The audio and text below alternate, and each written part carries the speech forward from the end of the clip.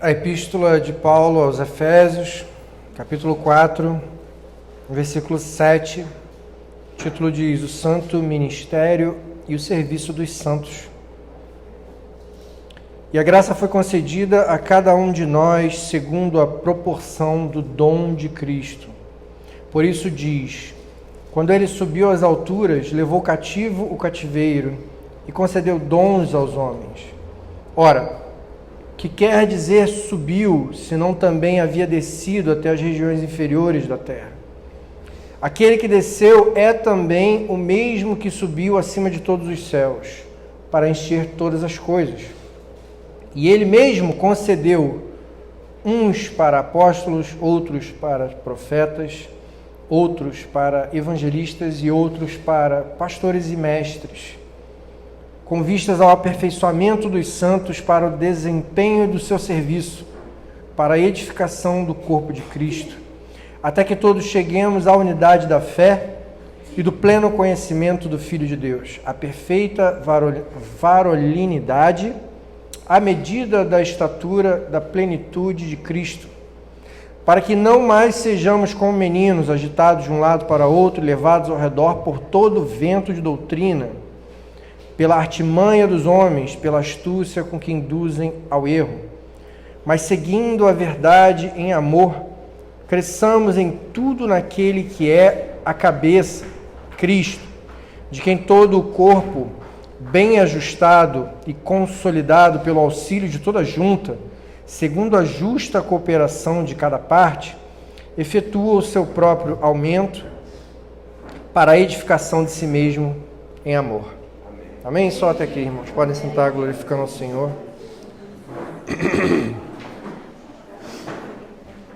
Irmãos, hoje é dia do pastor. Nós celebramos o dia do pastor. E essa passagem, o título diz o Santo Ministério, mas também diz o Serviço dos Santos.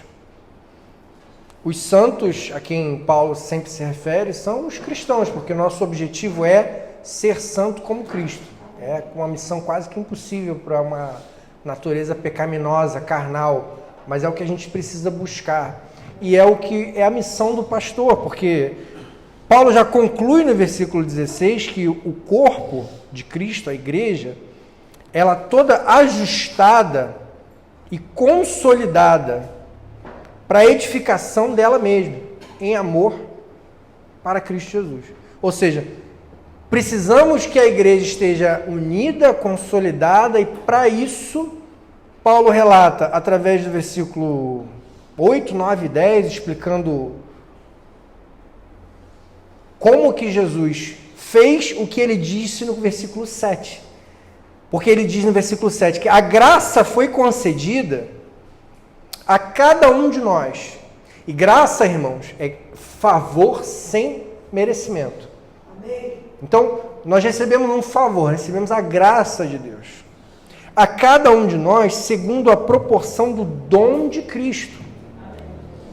Mas Cristo teve esse dom quando ele fez o sacrifício, veio na terra, pregou o evangelho, fez o sacrifício, subiu aos céus e por que não também dizer, como disse no versículo 9, que quer dizer subiu, senão também havia descido até as regiões inferiores da terra. Ou seja, venceu a morte, tomou a chave da vida da mão do inimigo e nos deu a promessa de vida eterna na glória. E com isso ele nos deu uma graça, e ela foi concedida de acordo com o dom espiritual de cada um, o dom de Cristo. E no versículo 11 ele relata: ele mesmo concedeu uns para apóstolos, outros para profetas, outros para evangelistas e outros para pastores e mestres. Então, cada uma das incumbências de liderança, do ensinamento da palavra de Cristo, é dada de acordo com o dom da graça, o dom de Cristo em cada um de nós. E o mais importante, dentre esses quatro que foram enumerados, apóstolos, profetas, evangelistas, pastores e mestres, é como se fosse a mesma classe. São os pastores, porque eles consolidam a pedra fundamental da casa do Senhor. Porque o pastor, ele determina a visão que a igreja vai pregar. Se é uma igreja que vai pregar prosperidade, se é uma igreja que vai pregar bênção, ou se é uma igreja que vai pregar sobre pecado, né? Porque a única coisa que te tira a tua salvação é o pecado. Satanás não tem poder sobre a tua vida. Ele não tem poder para tirar a tua salvação. Verdade. Mas ele tem poder para influenciar você a pecar. Sim. E o pecado tira a sua salvação. Então, hoje as pessoas lotam igrejas que não repreendem. Igrejas que falam coisas boas sobre bênção, sobre prosperidade, sobre vida feliz na terra. Irmão, eu não ligo para o que eu tiver que passar na terra. Eu ligo para a minha salvação. E o cristão, ele precisa buscar uma igreja que tenha a base, o fundamento da pregação, da palavra, na salvação. Porque é isso que nós precisamos, ser salvos. E aí no versículo 2, por que nós precisamos de um pastor que edifique os membros da igreja com a visão da salvação? Versículo 12 diz, para o aperfeiçoamento dos santos, para o desempenho do seu serviço. Ou seja, a gente tem a tendência, irmãos, de não pensar no que vai ser feito quando a gente chegar na glória. Então, hoje, a gente não trabalha? Será que a gente vai para a glória e vai ficar o quê? Sem fazer nada? Deitado na rede, estirado assim, por toda a eternidade? É um tempo grande, hein, irmão? Tem muito tempo ainda pela frente. Já parou para pensar o que você vai aprender? Você já parou para pensar o que você pode aprender? Quantos instrumentos novos devem existir? Quantos animais novos devem existir na glória que você poderá, de repente, andar neles? Ter eles como amigos? E aí a gente vai passar a eternidade sem fazer nada? Mas Paulo está dizendo aqui, a gente precisa de pastores que preguem o evangelho da verdade, da salvação, para que haja o aperfeiçoamento dos membros da igreja, para o desempenho do seu serviço. E muitos cristãos esquecem que a gente precisa desempenhar um serviço dentro da igreja. Irmãos, quando eu digo desempenhar serviço dentro da igreja, não é limpar o chão, fazer café, trocar o papelzinho ali de enxugar a mão, não. É serviço de pregar a palavra. Porque nós precisamos compartilhar com o mundo a nossa visão de evangelho. A gente precisa seguir a visão do pastor da igreja. E o pastor que prega a salvação quer que as ovelhas e a igreja fiquem edificadas com relação à salvação. Como que eu vou desempenhar o meu serviço de pregar o evangelho se eu estou numa igreja que prega prosperidade? Ou mesmo se eu não estou numa igreja e estou vendo só culto na internet. Porque eu acho legal e importante ouvir pregações online. Não é à toa que eu tenho o meu podcast, para as pessoas ouvirem a pregação. Mas é essencial e insubstituível o cristão estar na igreja. Ser membro de uma igreja. Fazer parte do corpo de Cristo. Porque ele vai seguir a visão do pastor e vai ser edificado, vai ser aperfeiçoado e vai conseguir desempenhar o serviço de pregar o evangelho fora da igreja de uma maneira mais eficiente. Amém. E no versículo 12 ele ainda diz, porque isso tudo precisa ser feito para a edificação do corpo de Cristo. Agora, por que a igreja É tão importante, irmão, selecionar uma igreja com um pastor, com uma visão, né, de evangelho. Eu queria lembrar os irmãos sobre Mateus, que diz no capítulo 7, versículo 13 e 14, que diz: entrai pela porta estreita, larga é a porta e espaçoso o caminho que conduz à perdição, e são muitos os que entram por ela. Porque estreita é a porta e apertado o caminho que conduz para a vida, e são poucos os que acertam com ela. Tem igreja, irmãos, de porta larga, e muita gente passa. E a gente precisa buscar e valorizar, seguir e aprender com uma igreja, com um pastor, com a visão do caminho estreito. E eu achei muito interessante que essa semana eu vi um pastor, acho que era Martin Lloyd Jones o nome dele, já falecido, já deve estar na glória. Um pastor, ele era da época de 1970, 1980, e ele já era um idoso nessa época. Vídeo muito antigo. E ele fez uma referência dessa palavra e ele disse: às vezes a gente...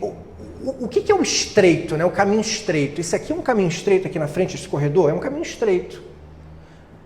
Eu posso estreitar ainda mais, mas independente da visão do tamanho do estreito, largo, grande, pequeno, fino, grosso, cada um tem um entendimento de tamanho. Então, sabe o que é melhor a gente entender essa visão do estreito? Que eu achei brilhante a visão dele. Pensa numa catraca. Quantas pessoas passam numa catraca por vez? Uma.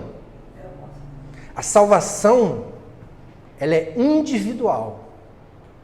O caminho é estreito porque só entra um de cada vez. Não entra marido com mulher, não entra pai com filho, não entra amigo com namorada, entra um de cada vez. E para você entrar nessa catraca, passar por essa catraca, nesse caminho estreito, individualmente, você precisa conhecer Deus. E ele faz uma pergunta assim, forte no vídeo, irmãos. Você conhece Deus? E é papel do pastor da igreja fazer a igreja conhecer Deus. E a gente precisa valorizar o pastor e a igreja que a gente tem, porque a gente precisa entender a visão da salvação, porque a gente precisa aprender mais de Deus, conhecer Deus para passar no caminho estreito pela catraca. E aí no versículo 13, Paulo continua dizendo: depois da edificação do corpo de Cristo, até que todos cheguemos à unidade da fé. A unidade da fé, irmãos, está querendo dizer, não é uma única fé, um único tipo de fé, uma única crença. A unidade da fé que ele está dizendo é uma doutrina. Amém. Que doutrina? A doutrina da salvação. Aleluia. Porque a doutrina da salvação envolve pregar sobre pecado. E que é o que as pessoas não querem ouvir. A doutrina da salvação não prega sobre bênção. Bênção, como eu já repeti aqui inúmeras vezes, é consequência de vida no altar. Então aquele cristão que busca a igreja ou busca a Deus por bênção, está com uma visão um pouco alterada do que deve ser buscado dentro da igreja. Eu busco, irmãos, uma única bênção, que é ser salvo.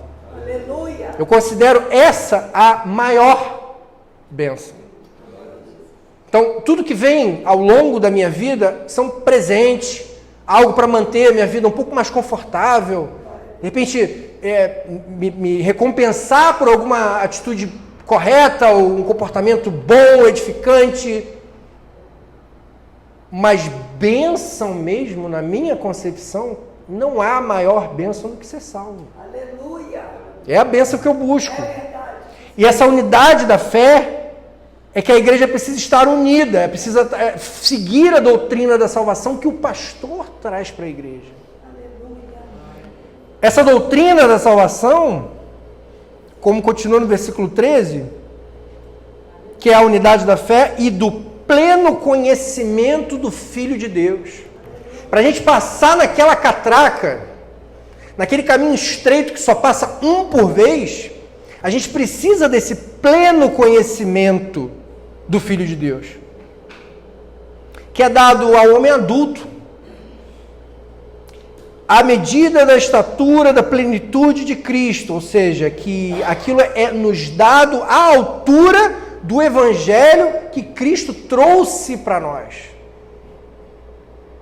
Paulo também disse, tudo aquilo, toda a doutrina que for pregada a vós que não seja esta, ou seja, da salvação, que seja anátema, ou seja, que seja amaldiçoada. Porque nós precisamos que o Evangelho seja pregado à altura de Cristo, à altura daquilo que Cristo trouxe para nós. Com que objetivo? No versículo 14, para que não mais sejamos como meninos, não sejamos mais como crianças, agitados de um lado para o outro, levados ao redor por todo vento de doutrina. Para que a gente não seja imaturo com relação ao Evangelho, e de repente visitar uma igreja e ouvir uma palavra de bênção, de repente uma profetada, às vezes até profecia mesmo, irmão. Mas aí chega um abençoado, bota a mão e fala, eis que te digo que receberás um apartamento mês que vem. Ah, vou ficar naquela igreja lá, aquela igreja acabou de profetizar um apartamento para mim. Vou mudar de igreja. Isso aqui que é isso, irmão? É o vento. É o vento da doutrina. Começa a te abalar, começa a te jogar para um lado, para o outro. E por isso a importância do pastor trazer a doutrina da salvação, a doutrina da fé em Cristo. Aleluia! Para que a gente não balance numa doutrina errada. Vento, por todo vento de doutrina, pela armadilha dos homens, pela astúcia com que induzem ao erro. A indução, irmãos, ao erro, hoje é o que a gente mais vê nas igrejas. As grandes igrejas, as grandes congregações. Nos Estados Unidos tem uma que é muito famosa, não preciso dizer o nome. Um pastor que já escreveu muitos livros, ele só dá a pregação de autoajuda.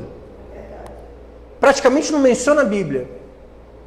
A pregação dele parece que é um psicólogo falando com você. A igreja parece um estádio de basquete, porque é toda coberta. Imensa e fica lotada. Igreja de porta larga. E é importante que nós busquemos a igreja que conduz ao caminho estreito da catraca, porque é importante, como diz Pedro, em sua primeira epístola, no capítulo 4, versículo 11, fala algo sobre como os pastores falam. Não só os pastores, mas aqueles que pregam a palavra. Se alguém fala, fale de acordo com os oráculos de Deus. Ou seja, se houver alguma palavra a ser pregada, a ser dita, não só pelo pastor, mas por nós que edificamos a igreja, que seja feita pelo oráculo de Deus, que seja feita pela doutrina da salvação, que não seja doutrina de engano. Se alguém serve, faça-o na força de Deus, na força que Deus supre, para que em todas as coisas seja Deus glorificado. Em todas as coisas dentro da igreja, Deus precisa ser glorificado. Por meio de Jesus Cristo, a quem pertence a glória e o domínio pelos séculos dos séculos. Amém. E aí, voltando a Efésios, Paulo continua no versículo 15. Mas seguindo a verdade em amor, cresçamos em tudo naquele que é a cabeça, Cristo. Cresçamos em tudo, ou seja, evolua, irmãos, na sua vida, em tudo na vida, naquele que é a cabeça, Cristo.